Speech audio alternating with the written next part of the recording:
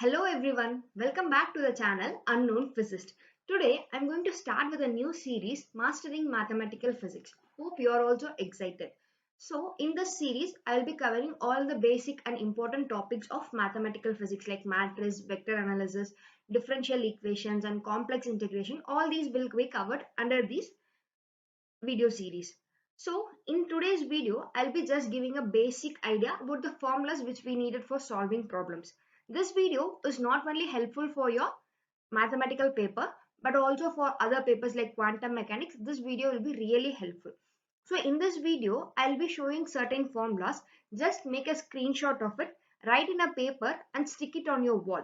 So have a habit of looking it into daily so that you'll be able to become familiar and remember the formulas very easily, right?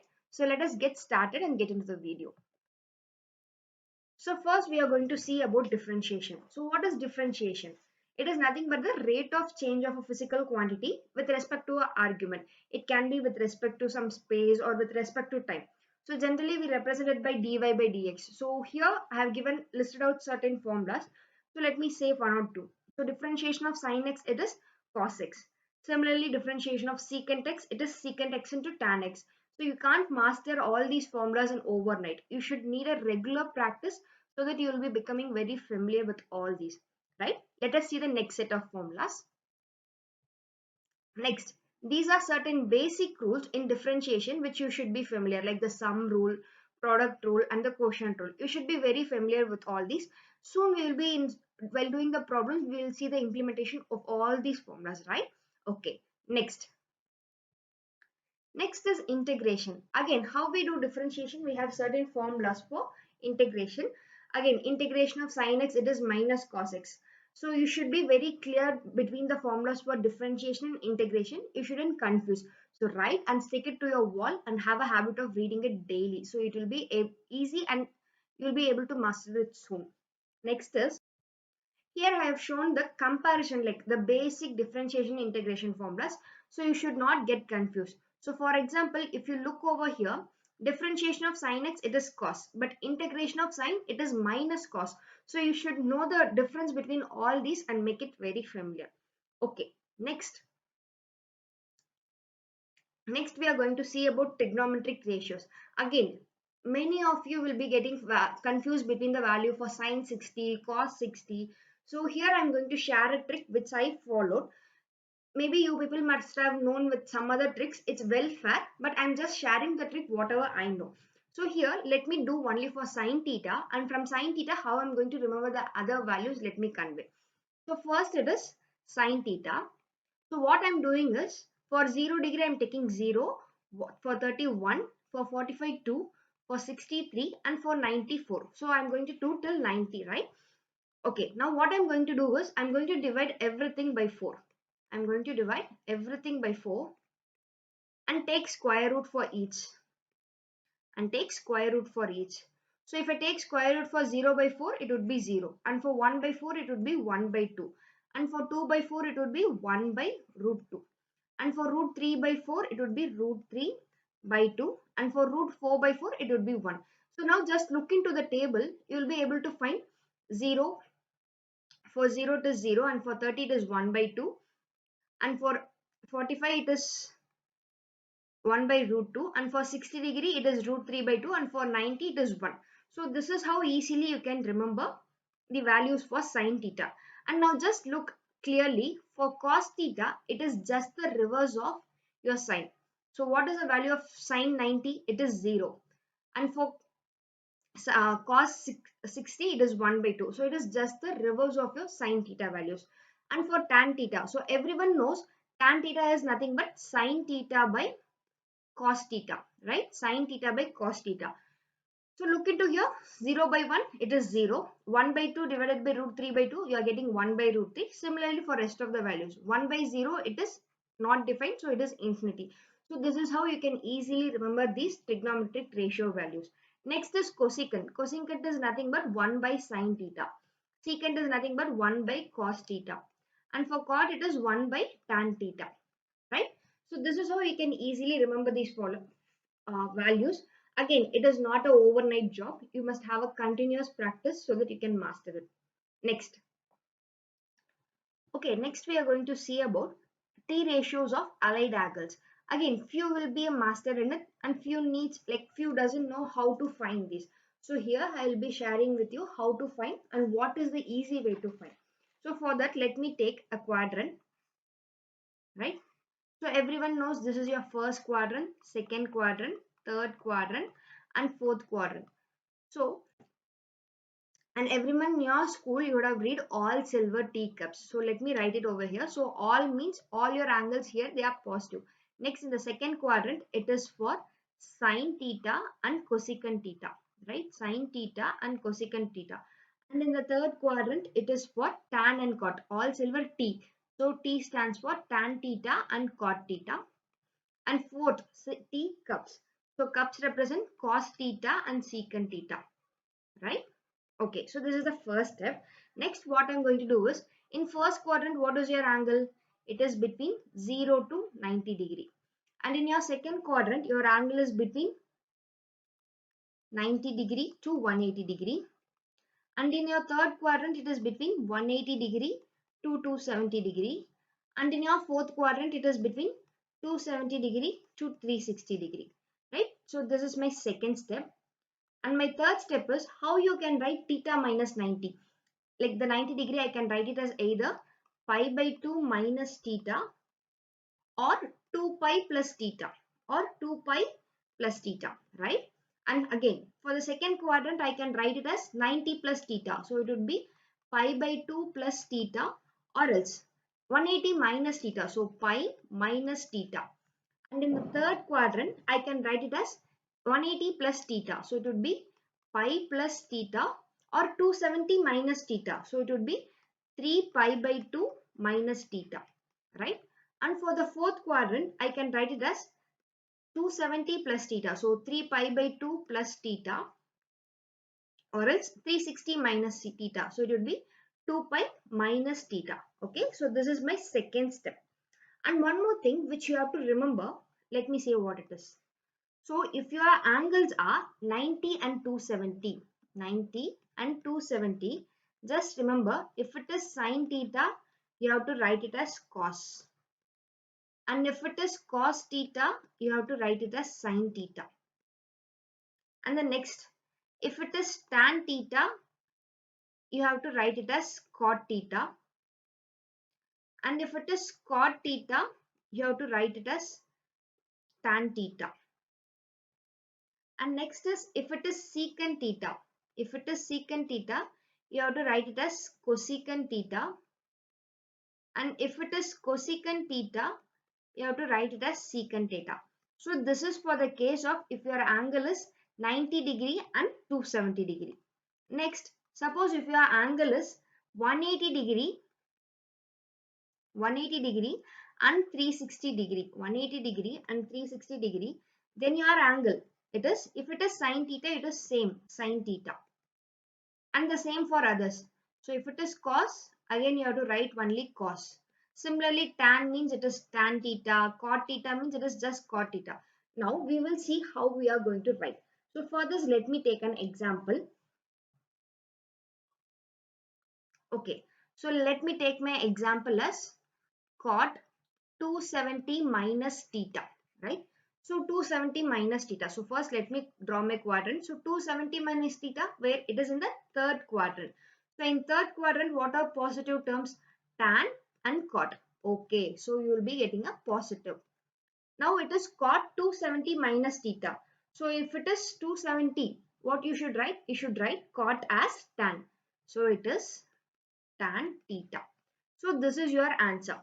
Okay, let me take another example. So let me take tan 360 minus theta. Tan 360 minus theta. So if it is 360 minus theta, it should lie in fourth quadrant.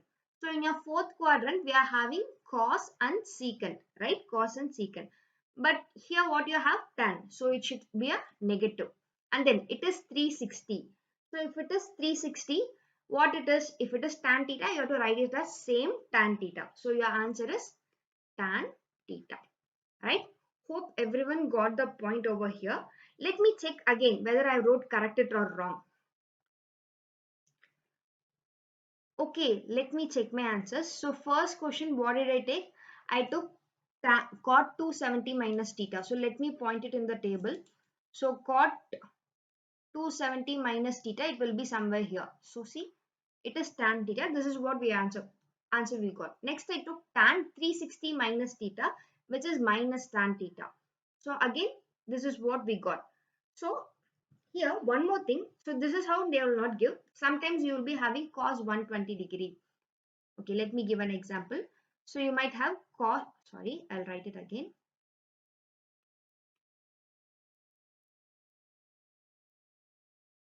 So let me take a question as cos 120 degree. So cos 120 degree, how can I split and write? So cos 90 plus 30 degree, I can write it some like this. So first, so this is in the form of cos 90 plus theta. So first, cos.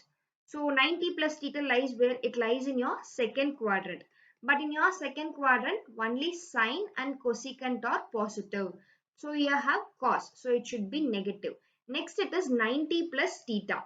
So if it is 90, your cos should be written as sine theta, right? So minus sine theta value is 30 degree. So minus sine 30 degree, which would be minus 1 by 2, right? Very good. Okay, let me give you one more example to make it clear. So let me take tan 135 degree. Tan 135 degree. So I can write this as tan 90 plus 45 degree. So tan 90 plus 45 degree. So again, 90 plus 45, it lies in second quadrant. But in second quadrant, only sine and cosecant are positive. So here it will be minus, and then it is 90 plus theta. 90. If it is 90 and 270, your tan can be written as cot. So it is minus cot theta. So which is minus cot 45 degree. So your answer would be minus 1. So this is how you do your problems. Let me give two tasks for you people. Try and mention your answers in the comment section.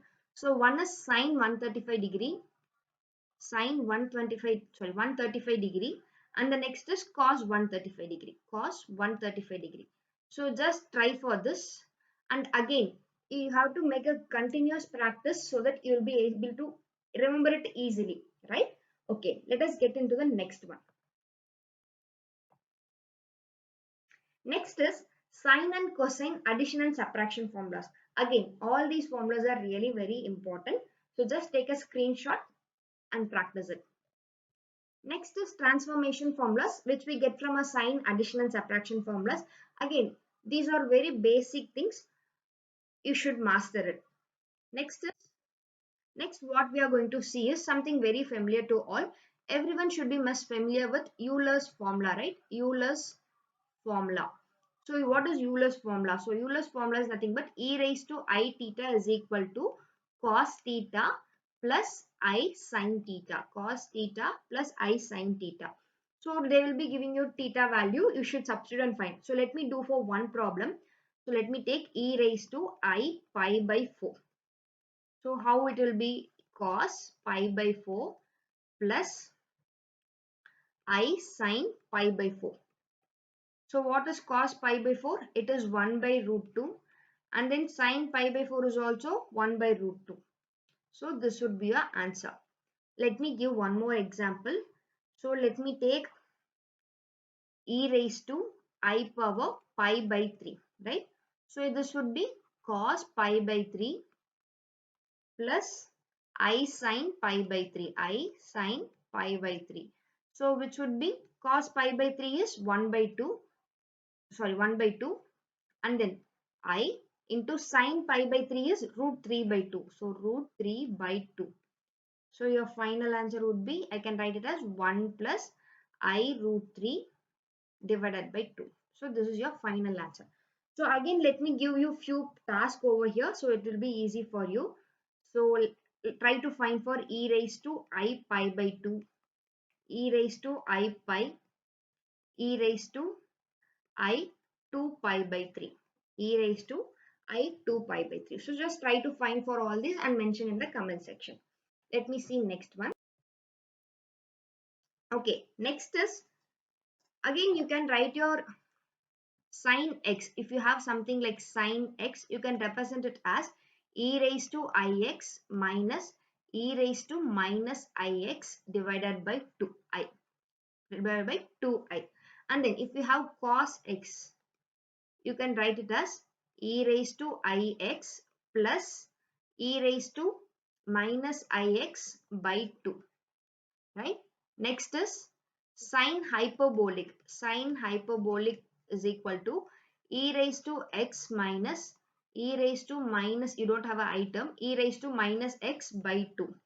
And then next is cos hyperbolic x is equal to e raised to x plus e raised to minus x by 2.